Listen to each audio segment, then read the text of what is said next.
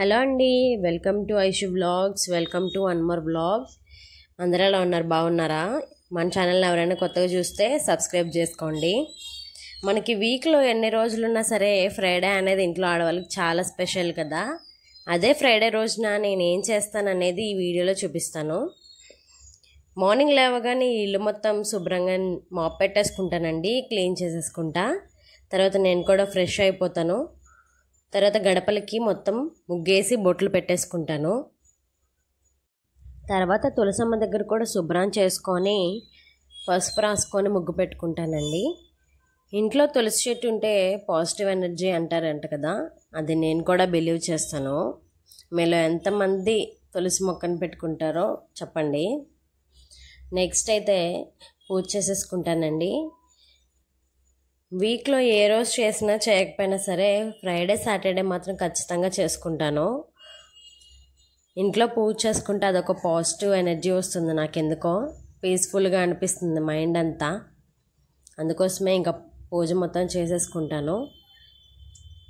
ప్రతిరోజు ఏ రోజు పూజ చేసినా కూడా లక్కీ వచ్చి హారతి తీసుకుంటూ ఉంటుంది. దానికి అదొక సరదా అనమాట. నేను ఎప్పుడు హారతి ఇచ్చినా వచ్చి హారతి అడుగుతూ ఉంటుంది ఇమ్మని. చూసారా, ఇంకా పూజ అయితే కంప్లీట్ అయిపోయిందండి. తులసమ్మ దగ్గర కూడా ఇంకా దీపం పెట్టేసుకున్నాను. అక్కడ కూడా వచ్చి చూడండి ఎలా అడుగుతుందో హారతి ఇమ్మని. ఇంకా అక్కడ కూడా పూజ చేసేసుకొని ఆ రోజు మార్నింగ్ అలా జరిగింది.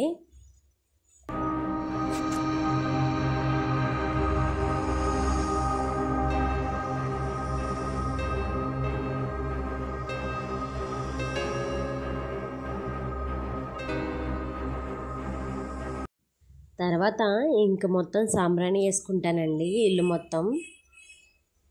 ఎటువంటి నెగిటివ్ ఎనర్జీ ఉన్నా సరే సాంబ్రాణి వేసుకుంటే పోతుంది అంటారు కదా. ఇంక ఇల్లు మొత్తం సాంబ్రాణి వేసుకున్నాను.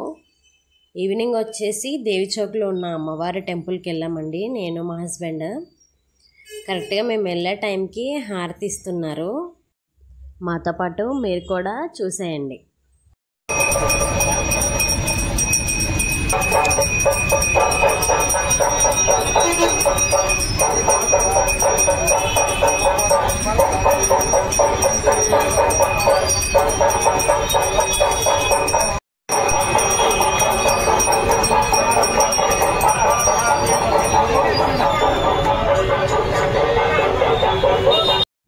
సో అదండి నా ఫ్రైడే అలా జరిగింది. మీ అందరికీ ఈ వీడియో ఎలా అనిపించింది అనేది కామెంట్ సెక్షన్లో చెప్పండి.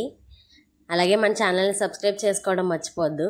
లైక్ చేయండి, కామెంట్ చేయండి, అండ్ ఈ వీడియోని అందరికీ షేర్ చేయండి. Thanks for watching.